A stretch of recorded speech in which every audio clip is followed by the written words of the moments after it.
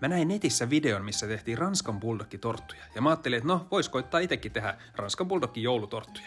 Aloitetaan sillä, että laitetaan levyt puokkiin ja sen jälkeen kupilla tehdään pyöreät muodot taikinasta.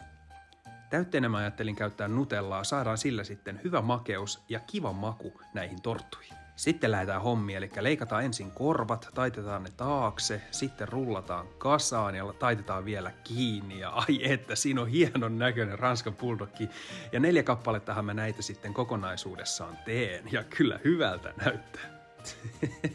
On kyllä kauniin näköistä. Mä ajattelin sitten suklaalla laittaa vielä silmät ja nenät kuntoon, niin saadaan nämä kaunokaiset valmiiksi. Ai niin, ja totta kai marmelaadi, sillä saadaan sitten vielä suihin vähän väriä.